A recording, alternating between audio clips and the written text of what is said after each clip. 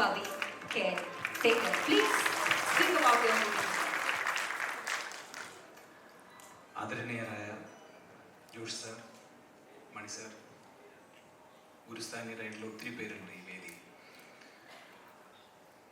എന്നെ സ്വാഗതം ചെയ്യുമ്പോൾ പറഞ്ഞതുപോലെ തന്നെ ചെറുപ്പം തൊട്ട് സിനിമയിൽ വന്നതുകൊണ്ട് കണ്ടു വളർന്ന ഒരുപാട് മുഖങ്ങളുണ്ട്. ഇവിടെ എത്തിച്ചേർന്ന എല്ലാവർക്കും നന്ദി. മനസ്സ് ആത്മാർത്ഥമായിട്ട് സന്തോഷത്തോടുകൂടി thank you so much. Pavi caretaker എന്ന് പറയുന്ന സിനിമ ഇപ്പോൾ നിങ്ങളുടെ മുമ്പിലേക്ക് ഏപ്രിൽ 26 റിലീസ് ചെയ്യുമ്പോൾ ഞാനും രാജേഷ് രാഘവൻ ഞങ്ങൾ ഒരുമിച്ചിട്ടുള്ള ഈ സിനിമയുടെ യാത്ര തുടങ്ങിയിട്ട് 5 വർഷമായി. അപ്പോൾ ഈ 5 വർഷത്തെ ഞങ്ങളുടെ ഓർമ്മകളും ഞങ്ങളുടെ പ്രയത്നവും ഒക്കെ നിങ്ങളുടെ മുമ്പിലേക്ക് എത്തുകയാണ്. ഈ സിനിമയുടെ കഥ ഞാൻ ഞാനല്ല എന്ന് പറയുന്ന സിനിമ ഫഹദുമായിട്ട് ചെയ്ത് രണ്ടാമത്തെ സിനിമ വീണ്ടും ഞങ്ങൾ തന്നെ ഒരുമിച്ച് ചെയ്യാം എന്നുള്ളൊരു പ്ലാനിൽ ഞങ്ങൾ പല കഥകളും ആലോചിക്കുന്നു. പക്ഷെ ഞങ്ങൾ രണ്ടുപേരെയും എക്സൈറ്റ് ചെയ്യുന്ന ഒരു കഥയിലേക്ക് എത്തിയില്ല. അങ്ങനെ ഇരിക്കുമ്പോഴാണ് ഒരു ദിവസം രാജേഷ് എൻ്റെ അടുത്ത് വന്നിട്ട് ഈ കഥ പറയുന്നത്. അപ്പോൾ രണ്ടാമത്തെ സിനിമയായിട്ട് ഞാൻ ചെയ്യാനിരുന്നത് ഫഹദിനെ വെച്ചിട്ട് തന്നെയുള്ള ഒരു സിനിമയായിരുന്നു. പക്ഷേ ഈ കഥ കേട്ടപ്പോൾ എനിക്ക് ഭയങ്കര എക്സൈറ്റ്മെന്റ് തോന്നി. പക്ഷെ ഇത് ഫഹദ് ചെയ്യേണ്ട ഒരു ക്യാരക്ടർ അല്ലാന്ന് ഞാൻ രാജേഷിൻ്റെ അടുത്ത് പറഞ്ഞു. ഞാൻ രാജേഷിനോട് ചോദിച്ചു, ആരായിരിക്കും പിന്നെ നമുക്ക് ഈ പവിത്രൻ എന്ന് പറയുന്ന ക്യാരക്ടർ ചെയ്യാൻ ഏറ്റവും? എൻ്റെ മനസ്സിൽ ദിലീപേട്ടനാണ് എന്ന് രാജേഷ് പറഞ്ഞു. ഞാൻ പറഞ്ഞു, തീർച്ചയായിട്ടും ഇതല്ലാതെ വേറൊരാളെ ഞാൻ ആലോചിച്ചിട്ടില്ല, നിങ്ങൾ ഇനി മാറ്റി പറയുമെന്ന് വിചാരിച്ചാണ്. പക്ഷേ അറിയില്ല, കാരണം ഞാനും ദിലീപേട്ടനും ഇതിനു മുമ്പ് ഒരുമിച്ച് അഭിനയിച്ചിട്ടില്ല. പല വേദികളിലും നമ്മൾ ഉണ്ടായിട്ടുണ്ട്, അമ്മയുടെ പ്രോഗ്രാമിലും ഒക്കെ ഉണ്ടായിട്ടുണ്ട്. പക്ഷെ ഒരു കഥ പറയാൻ, അപ്പോൾ എനിക്ക് ആദ്യം എൻ്റെ മനസ്സിൽ വന്നത് എന്താണെന്ന് വെച്ച് കഴിഞ്ഞാൽ, വർഷങ്ങൾക്ക് മുമ്പ്, അതായത് ഞാനല്ല ഞാൻ ചെയ്യുന്നതിന് മുമ്പ് ഞാനും ഫഹദും നിരന്തരം കാണുന്ന വളരെ സിനിമകളിലും സിനിമയുടെ കഥകളും ഒക്കെ ചർച്ച ചെയ്യുന്ന ഒരു കാലം ഉണ്ടായിരുന്നു. അപ്പൊ ആ സമയത്ത് ഒരു ദിവസം ഞാൻ ഫഹദിന്റെ അടുത്ത് പറഞ്ഞു, ഫഹദ് എൻ്റെ അടുത്ത് എനിക്കൊരു കഥയുണ്ട്, പക്ഷെ ആ കഥ എനിക്ക് ദിലീപേട്ടൻ്റെ അടുത്ത് പറയണം, വാ നമുക്ക് പോവാം. അപ്പൊ ഞാൻ ചോദിച്ചു, ഇവിടെ ഉണ്ടാവും ഇപ്പൊ ദിലീപേട്ടൻ? പാച്ചിക്കയുടെ പടത്തിൽ, വാപ്പച്ചിയുടെ പടത്തിൽ ഇപ്പൊ ഇവിടെ അഭിനയിക്കുന്നുണ്ട് എന്ന് പറഞ്ഞിട്ട് ഞാൻ ഒരു ദിവസം ദിലീപേട്ടൻ്റെ ക്യാരക്ടറിൽ ചെന്നിരുന്നു. പക്ഷെ കഥ പറയാനുള്ള എന്താ പറയാ ഒരു ധൈര്യം കിട്ടാത്തത് കൊണ്ട് അന്ന് ഞാനൊന്നും പറഞ്ഞില്ല. കാരണം അതല്ല ദിലീപേട്ടൻ വെച്ച് ചെയ്യുന്ന സിനിമ എന്ന് അന്ന് തോന്നിയിട്ട് ഞാൻ കഥ പറഞ്ഞില്ല. കുറെ നേരം ഞങ്ങൾ വിശേഷങ്ങളൊക്കെ പറഞ്ഞിരുന്നിട്ട് ഞാൻ പോയി. ഈ കഥ ദിലീപേട്ടനും അറിയില്ല ഞാൻ ഇങ്ങനെ ഒരു ശ്രമം മുമ്പ് നടത്തിയത്. അപ്പൊ രണ്ടാമത് വീണ്ടും ഇങ്ങനെ ഒരു സിനിമയുമായിട്ട് രാജേഷ് പറഞ്ഞ കഥയുമായിട്ട് ഞാൻ ആദ്യം ചെല്ലുന്നത് ലാലുവേട്ടൻ്റെ അടുത്താണ്, ലാൽ ജോസ്. അപ്പോൾ ലാലുവേട്ടനുമായിട്ട് ഞാൻ നിരന്തരം ഇത്തരം കഥകൾ പറയുകയും നമ്മൾ സിനിമ ചർച്ചകളൊക്കെ ഉണ്ടാവാറുണ്ട്. അങ്ങനെ ഒരു ദിവസം ഞാൻ ഈ കഥ പറയുന്നു. കഥ പറഞ്ഞു കഴിഞ്ഞ് ഉടനെ പറഞ്ഞു, എനിക്ക് ഈ സിനിമ ഭയങ്കരമായിട്ട് ഇഷ്ടമായി, പിന്നെ ആരെ വെച്ചിട്ടാണ് ചെയ്യാൻ ഉദ്ദേശിക്കുന്നത്? അപ്പോൾ ഞാൻ പറഞ്ഞിങ്ങനെ, ദിലീപേട്ടനാണ് എൻ്റെ മനസ്സിലുള്ളത്, ബെസ്റ്റ് ദിലീപാണ് ഏറ്റവും ആപ്റ്റ്. അങ്ങനെ എനിക്ക് രണ്ടാമതൊരു ഉറപ്പ് കിട്ടുന്നത് ലാലുവേട്ടൻ്റെ അടുത്താണ്. ലാലുവേട്ടനാണ് ദിലീപേട്ടനെ വിളിച്ചിട്ട് പറയുന്നത്, ദിലീപ് ഞാനൊരു കഥ കേട്ടു, എനിക്ക് ഭയങ്കര ഇഷ്ടമായി, നീ ഇത് കേൾക്കണം എന്ന് പറഞ്ഞിട്ട് എന്നെ ദിലീപേട്ടൻ്റെ അടുത്ത് പറഞ്ഞു വിടുന്നത് ലാലുവേട്ടനാണ്. അപ്പോൾ ഈ സിനിമയുടെ തുടക്കക്കാരൻ എന്ന് പറയുന്നത് ലാലുവേട്ടനും കൂടാണ്.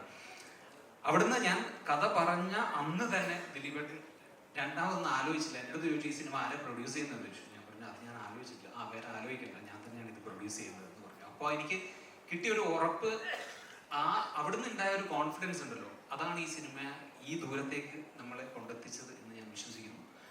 ഈശ്വരാധീനം വളരെ മനോഹരമായിട്ട് തന്നെ നമ്മൾ ആഗ്രഹിച്ചതുപോലെ തന്നെ ചിത്രീകരണം നടന്നു.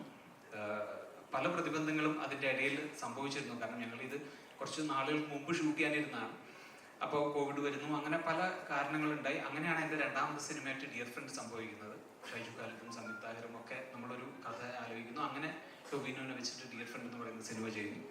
വീണ്ടും ഞാൻ ഈ സിനിമയുടെ പണികളിലേക്ക് കടക്കുന്നു.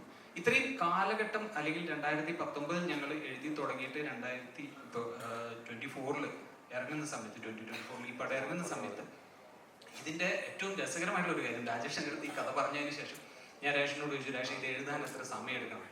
ഒരു 2 മാസം കൊണ്ട് ഞാൻ എഴുതി തരും, അത് കുഴപ്പമില്ല. നമ്മൾ റൂം എടുക്കുന്നു, 2 മാസം എഴുതുന്നു. അപ്പോൾ എഴുതി തുടങ്ങിയപ്പോൾ തന്നെ ഞാൻ രാജേഷിനടുത്ത് എൻ്റെ മനസ്സിൽ ഞാനത് അപ്പോൾ പറഞ്ഞില്ല, പക്ഷെ എഴുതി കഴിഞ്ഞപ്പോൾ ഞാൻ രാജേഷിനോട്, രാജേഷ് ഈ ഡ്രാഫ്റ്റ് ഇനി ഞാൻ പൊളിക്കാൻ പോവാണ്, തുടങ്ങുകയാണ് ഇവിടുന്ന് എന്ന് പറഞ്ഞപ്പോൾ രാജേഷിൻ്റെ മുഖമൊക്കെ മാറി. അപ്പോൾ അത് കഴിഞ്ഞിട്ട് ഞാൻ പറഞ്ഞു, ഇന്ന് ഞാനിപ്പോൾ ഇതിൻ്റെ കുറച്ച് കാര്യങ്ങൾ പറയാം എന്ന് പറഞ്ഞ് തുടങ്ങിയിട്ട് ആ പൊളിക്കൽ ഇപ്പോൾ കഴിഞ്ഞ ഒരു 2 ആഴ്ച മുമ്പ് വരെയും അതിനകത്ത് ഇങ്ങനെ അപ്ഡേഷൻ നടന്നുകൊണ്ടിരുന്നിരുന്നു.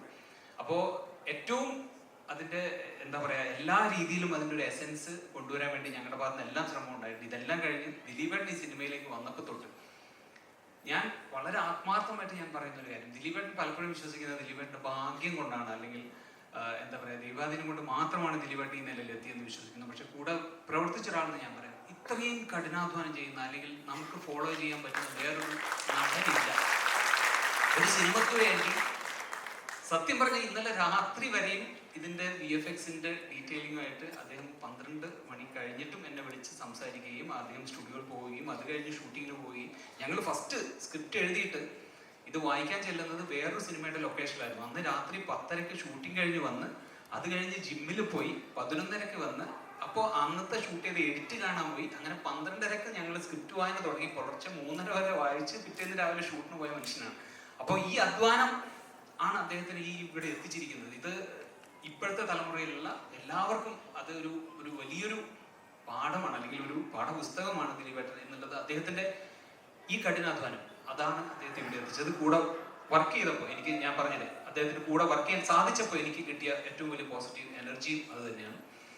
എന്തായാലും ഞാൻ കൂടുതൽ പറയുന്നില്ല, കാരണം ഇത്രയും വിശേഷങ്ങൾ ഒത്തിരി പറയാനുണ്ട് ഈ സിനിമയെ ബന്ധപ്പെട്ടിട്ട്. എനിക്ക് പറയാനുള്ള ഒറ്റ കാര്യത്തിലേ ഉള്ളൂ, പവി കെയർടേക്കർ എന്ന് പറയുന്ന ചിത്രം ഒരു സന്തോഷം തരുന്ന സിനിമയായിരിക്കും. നിങ്ങൾക്ക് തിയേറ്ററിൽ നിന്ന് ഇറങ്ങുമ്പോൾ നിറഞ്ഞ മനസ്സോടുകൂടി ഇറങ്ങാൻ പറ്റുന്ന ഒരു സിനിമയായിരിക്കും. ഇത് മാത്രമാണ് എനിക്ക് പറയാനുള്ളത്. എല്ലാ നിങ്ങളുടെ പ്രാർത്ഥനയും സപ്പോർട്ടും ഈ സിനിമയ്ക്കൊപ്പം ഉണ്ടാവണം. Thank you so much. നമ്മളെല്ലാവരും ഒറ്റയ്ക്ക് കൂടെയുണ്ട്. We need all the best U. 5 വർഷമെടുത്ത് ഊതിക്കാച്ചി ഒരുക്കിയ പൊന്നാണ് അത്. മുത്തു പോലത്തെ ചിത്രമാവട്ടെ, പ്രേക്ഷകരെ കൈയടി മാത്രം കിട്ടട്ടെ. Thank you so much. And while you have your seat back